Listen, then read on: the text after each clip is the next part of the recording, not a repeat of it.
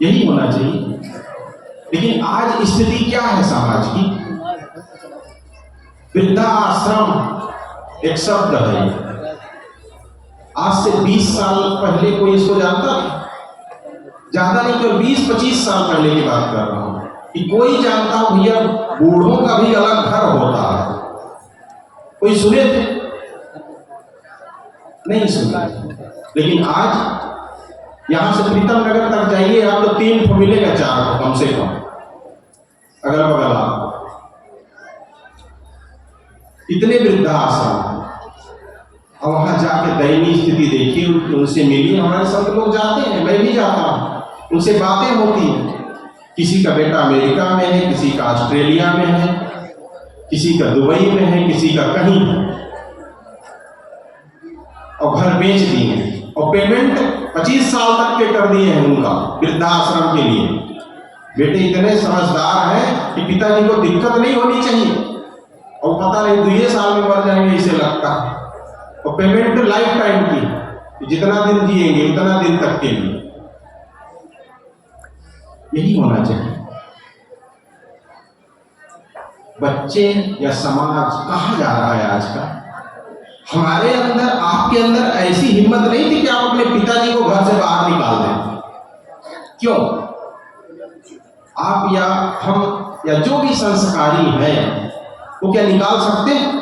पिता को अलग कर सकते हैं? लेकिन हमारे बच्चे कर लेते हैं। सोचने वाली बात है। हम नहीं कर सकते जिस काम को, उसको वो कर लेते हैं। थोड़ा ध्यान दीजिए, हम जिसको नहीं कर पाए अपने जीवन में, वो हमारे बच्चे कर ले रहे हैं। गलती कहां हुई? हमारे पिता और गुरु ने हमें संस्कार दिया, लेकिन हम अपने बच्चों को संस्कार नहीं दे पाए। बस इतनी ही गलती है। अगर हमारा बच्चा हमें वृद्धाश्रम में भेजता है तो उसकी गलती नहीं है, हमारे संस्कारों की गलती। क्या हमें उसे जिस स्कूल में पढ़ाना चाहिए था, जो संस्कार देना चाहिए था, वो नहीं दे पाए उसको। आज का समाज केवल पैसा के लिए भागता है। बस हमारा बेटा कैसे भी हो, उसके नंबर अच्छे आना चाहिए, फर्स्ट आना चाहिए। अभी कल या परसों की बात है कि मैसेज आया वीडियो, उसमें एक बच्चा पूछा अपने मास्टर से, मैडम से पढ़ा आई थी कि मैडम फर्स्ट आना जरूरी है कि सच बोलना जरूरी है? नहीं, मैडम बोली सत्य बोलना जरूरी है। तब वो उदाहरण दिया थोड़ा और कि उन्होंने तो झूठ बोल करके फर्स्ट आ गए। आप भी जानते, हम भी जानते। कहानी लंबी थी, लेकिन बस बात इतनी कहना चाहता हूं कि हम क्या चाहते हैं कि हमारा बच्चा फर्स्ट आए, वो जरूरी है कि उसके जीवन में सत्य हो, ये जरूरी है।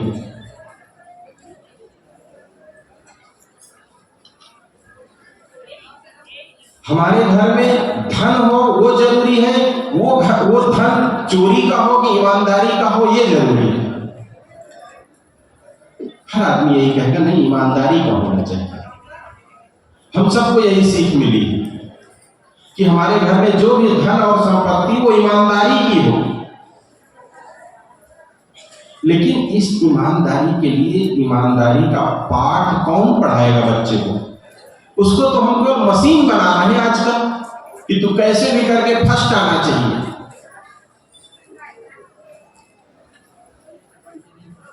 बच्चों के ऊपर आजकल इतना प्रेशर होता है माता पिता का। अक्सर देखा हूं लड़कियों के ऊपर, माता पिता कहते देखो बेटी तुम अब बाहर पढ़ने जा रही है, हमारी घर की इज्जत है, सावधानी से रहना।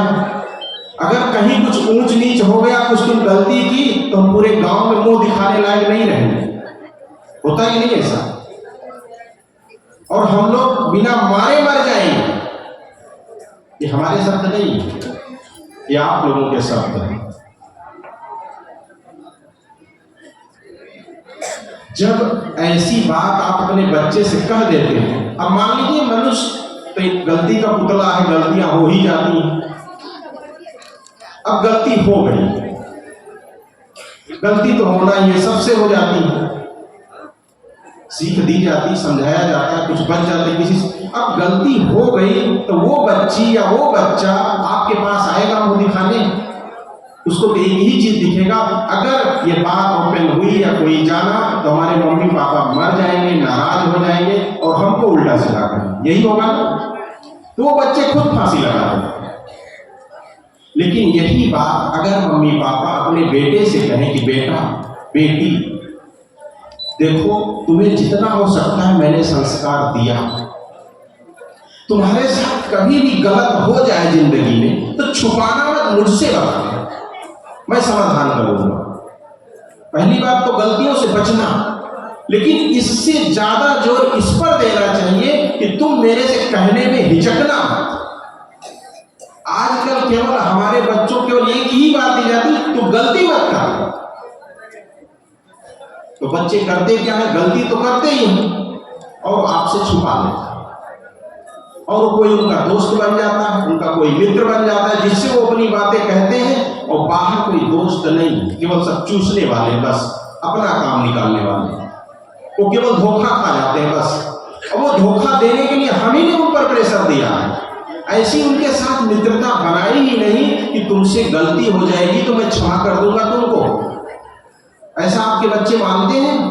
नहीं मानते। आज तक आपने इतना दबा के, इतना प्रेशर दे के उनको रखा है कि उनको पता है कि जिस दिन हमसे गलती हुई सबसे पहले हमारे पापा और मम्मी फांसी लगाएंगे, या वो बहुत दुखी हो जाएंगे, पीड़ित हो जाएंगे, तो हम इनको क्यों दुखी करें, हम ही ना खत्म हो जाए। लेकिन आप जानते हैं कि कितनी भी बड़ी गलती हो जाए आपके बच्चों से और आपको अगर पता लग जाए तो आप कुछ न कुछ समाधान करेंगे, मरने नहीं देंगे। लेकिन ये मरने ना देना आप उस दिन कुछ नहीं कर सकते, इसके लिए पहले से शिक्षा देनी होगी कि बेटी मैं तुम्हारे साथ हूं, बेटा मैं तुम्हारे साथ हूं। कोई भी गलती, बड़ी से बड़ी गलती हो जाए तो मुझसे मत छुपाना, बस कुछ भी हो जाए मैं तुम्हारे साथ रात दिन हमेशा खड़ा हूं। अब ये बच्चा कभी मर सकता है? ये सोच, ये विचार जो हमारे अंदर आनी चाहिए कौन देगा? कभी विचार दे सकता है। जो सोच है उसको बदलना होगा हमको। सबका ध्यान कैमरे तरफ, हम क्या कहें कुछ समझ में आया?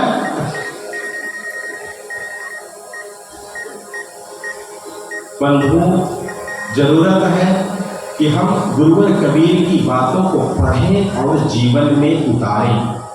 आज के समाज को सबसे ज्यादा अगर आवश्यकता है तो वो है कबीर विचार की। कबीर विचार ही हमें बता सकता है कि हमें क्या करना चाहिए और क्या नहीं करना चाहिए। तो हम अपने बच्चों को सही शिक्षा दें, ज्यादा उन पर प्रेशर ना दें, और जिंदगी में जो होना चाहिए वही करें, उल्टा ना करें। जब कहीं उल्टा होता है, संतों को या कबीर साहब को जहां उल्टा दिखा वही उनको उल्टवासी कहनी पड़ी। उल्टवासी मतलब ही होता है ना उल्टा। बरसे कंबल भीजे पानी, होना क्या चाहिए हो क्या रहा है। बहुत ज्यादा गहराई में जाने की जरूरत, सामान्य रूप से सोचिए, बस होना क्या चाहिए हो क्या रहा है। ऐसा जब गुरुवर कबीर को दिखता है तब उनके मुख से उल्टवासी निकलती है। वो भी उल्टवासी कह देते हैं, पानी में मीन प्यासी मैं सुनसुनी आवत हासी। पानी में है लेकिन प्यासे हैं। बहुत सारी उल्टवासियां हैं। आप लोगों के सामने मैं कुछ मिनट में एक पंक्ति प्रस्तुत किया और अधिक कुछ ना कहते हुए अपनी बात में विराम देता हूँ। बोलिए सदगुरुदेव की जय।